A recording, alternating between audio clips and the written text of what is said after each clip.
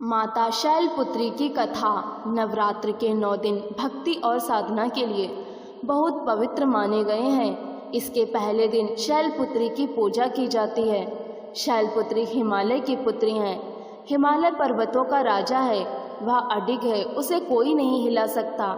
जब हम भक्ति का रास्ता चुनते हैं तो हमारे मन में भी भगवान के लिए इसी तरह का अडिग विश्वास होना चाहिए, तभी हम अपने लक्ष्य तक पहुंच सकते हैं। यही कारण है कि नवरात्र के पहले दिन शैलपुत्री की पूजा की जाती है। माँ शैलपुत्री सती के नाम से भी जानी जाती हैं। इनकी कहानी इस प्रकार है। एक बार प्रजापति दक्ष ने यज्ञ करवाने का फैसला किया।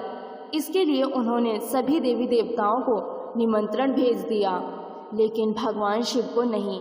देवी सती भली भांति जानती थी कि उनके पास निमंत्रण आएगा, लेकिन ऐसा नहीं हुआ। वो उस यज्ञ में जाने के लिए बेचैन थी, लेकिन भगवान शिव ने मना कर दिया। उन्होंने कहा कि यज्ञ में जाने के लिए उनके पास कोई भी निमंत्रण नहीं आया है और इसलिए वहाँ जाना उचित नहीं है। सती नहीं मानी और वह बार बार यज्ञ में जाने का आग्रह करती रही। सती के ना मानने की वजह से शिव जी को उनकी बात माननी पड़ी और अनुमति दे दी। सती जब अपने पिता प्रजापति दक्ष के यहाँ पहुँची तो देखा कि कोई भी उनसे आदर और प्रेम के साथ बातचीत नहीं कर रहा है।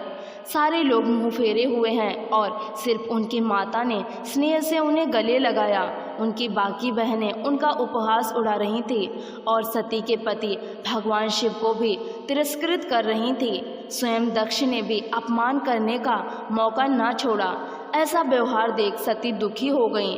अपना और अपने पति का अपमान उनसे सहन ना हुआ और फिर इसके अगले ही पल उन्होंने वो कदम उठाया जिसकी कल्पना स्वयं दक्ष ने भी नहीं की होगी।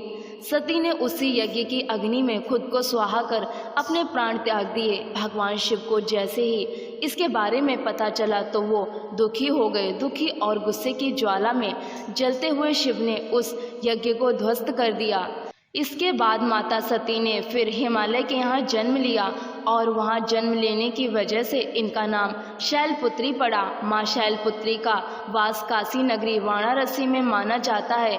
वहाँ शैलपुत्री का एक बेहद प्राचीन मंदिर है, जिसके बारे में मान्यता है कि यहाँ माँ शैलपुत्री के सिर्फ दर्शन करने से ही भक्तजनों की मुरादें पूरी हो जाती हैं। कहा तो यह भी जाता है कि नवरात्र के पहले दिन यानी प्रतिपदा को जो भी भक्त माँ शैलपुत्री के दर्शन करता है उसके सारे वैवाहिक जीवन के कष्ट दूर हो जाते हैं। क्योंकि माँ शैलपुत्री का वाहन वृषभ है, इसलिए इन्हें वृषारूढ़ा भी कहा जाता है। इनके बाएं हाथ में कमल और दाएं हाथ में त्रिशूल रहता है। अगर आप लोगों को कहानी अच्छी लगी है तो वीडियो को लाइक ज़रूर करें और इसे शेयर भी करें। और इसी तरह की वीडियोस और कहानियाँ देखने के लिए हमारे चैनल हिंदी कहानियों का बॉक्स को सब्सक्राइब ज़रूर करें। वीडियो देखने के लिए आपका बहुत बहुत शुक्रिया।